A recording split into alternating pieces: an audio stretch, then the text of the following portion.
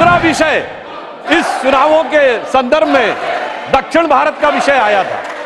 महोदय, मैं बताना चाहता हूं कि हमारे विरोधी और विशेषकर कांग्रेस पार्टी इस विषय को बहुत उठाते थे कि दक्षिण भारत में उनका बहुत प्रभाव है।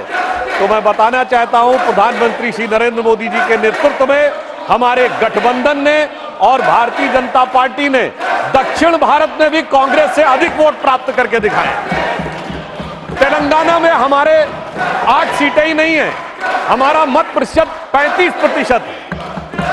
कर्नाटक में हमारा मत प्रतिशत 45% है। केरल में हमारी 1 सीट आई है मगर 17% मत है। और सभापति महोदय, मैं आपके माध्यम से पूरे देश का ध्यान आकर्षित करना चाहता हूं कि तमिलनाडु में कांग्रेस को 10.25% वोट मिला है और भारतीय जनता पार्टी को 11.5% वोट मिला है। चुनाव संपन्न हुए, मगर ये चुनाव एक मामले में इस देश के अद्भुत चुनाव थे। सामान्यतः चुनाव होते हैं, चुनाव परिणाम के दिन एक पार्टी के कार्यालय में मिठाई बंटती है, धूम धड़ाका होता है, दिवाली होती है और दूसरे की जगह गलियारे खाली नजर आते हैं। मगर ये चुनाव एक ऐसे चुनाव थे महोदय जहां दोनों जगह मिठाई बंट रही थी, दोनों जगह पटाखे छूट रहे थे, भाजपा कार्यालय में भी और कांग्रेस कार्यालय में भी। ऐसा क्यों हो रहा था? हमें तो स्पष्ट बहुमत मिला, लगातार तीसरी बार सरकार बनाई, मगर वहां पर तालियां क्यों बज रही थी महोदय? मैं याद दिलाना चाहता हूं, जो थर्ड अटेम्प्ट में 3 डिजिट की संख्या नहीं प्राप्त कर पाए, चुनाव के बाद उनके चेहरे की चमक देखिए, उनकी आवाज की खनक देखिए, उनके जलवे में धमक देखिए। ऐसा लगता है कि जैसे उन्होंने बहुत बड़ी उपलब्धि हासिल कर ली हो।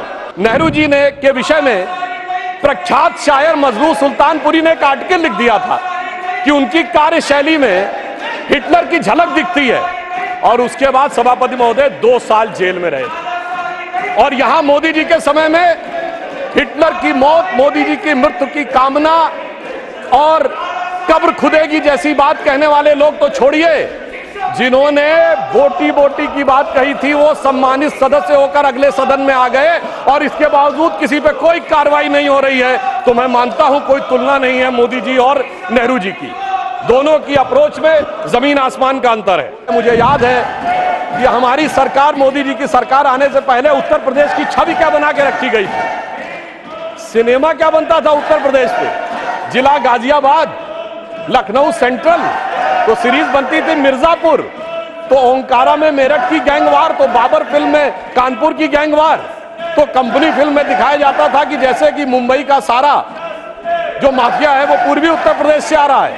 आप सोचिए, उस समय अवैध हथियारों के बनने के समाचार आते थे और अब intermediate range ballistic missile Uttar Pradesh में डिफेंस कॉरिडोर में बनने जा रही है। इतना बड़ा नजारा बदलने के बाद भी जिनकी नजरें ही ना हो उनको नजारा कैसे नजर आ सकता है, यह समझा जा सकता है। नालंदा विश्वविद्यालय के एक एक भिक्षु को पकड़कर किस प्रकार से मार दिया गया। कुछ लोग अपनी जान बचाकर नेपाल और तिब्बत चले गए। मगर महोदय, प्रधानमंत्री जी ने कहा कि आप पुस्तकों को जला सकते हो, आप इमारतों को जला सकते हो, पर भारत की ज्ञान और संस्कृति की परंपरा को नहीं जला सकते हो। और इसलिए हमारी सरकार ने जो नालंदा का पुनर्स्थापना करने का प्रयास किया है वो भारत की ज्ञान परंपरा को पुनर्स्थापित करने का।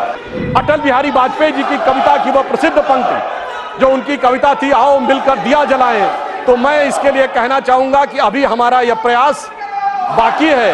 तो एक पंक्ति उनकी मैं कोट करना चाहता हूं जो आज की परिस्थितियों में बहुत समीचीन लगती है कि आहुति बाकी यज्ञ अधूरा, आहुति बाकी यज्ञ अधूरा, अपनों के विघ्नों ने घेरा, अंतिम जय का वज्र बनाने नवदधीच हड्डियां गलाएं, आओ मिलकर दिया जलाएं।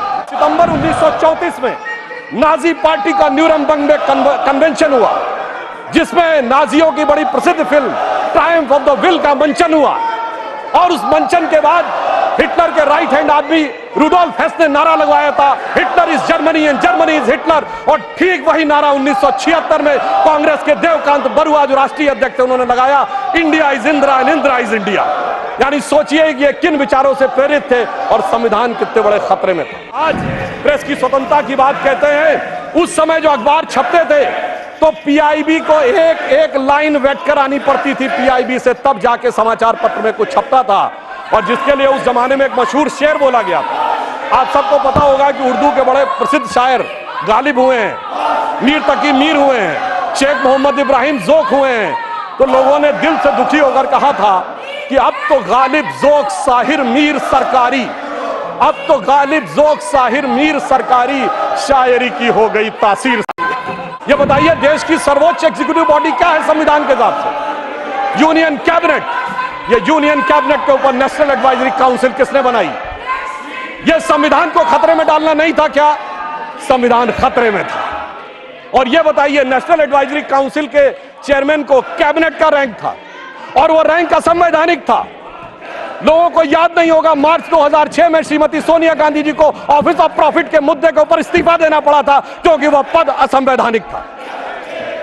और यह भी याद होना चाहिए इसी सदन के सदस्य हैं जय बच्चन जी को पहले इस्तीफा दिलवाया गया, उस चक्कर में खुद भी इस्तीफा देना पड़ गया था। बाद में जब वो रीइलेक्ट होकर आई उस बीच में संविधान संशोधन करके नेशनल एडवाइजरी काउंसिल के चेयरमैन के पद को ऑफिस ऑफ प्रॉफिट से बाहर कर दिया गया। संविधान से खिलवाड़ करने वाले लोग आज हमें ये बताते हैं कि सारे भारत से नाता है और सरकार चलाना आता है। दरिया का सारा नशा उतरता चला गया, वो मुझे डुबाता रहा और मैं उभरता चला गया। और ये 44, 52, 99, अरे मंजिल समझ के बैठ गए जिस पे चंद लोग, मैं ऐसे कितने ही रास्तों से गुजरता चला गया। कि फूलों की सेज छोड़ के दौड़े जवाहरलाल, वो तो फूलों की सेज पे थे। और हमारे प्रधानमंत्री जी चाय की केतली लेके प्लेटफॉर्म पे दौड़े नरेंद्र लाल। आहुति बाकी यज्ञ अधूरा, अपनों के विघ्नों ने घेरा, अंतिम जय का वज्र बनाने नवदधीच हड्डियां गलाएं, आओ मिलकर दिया जलाएं।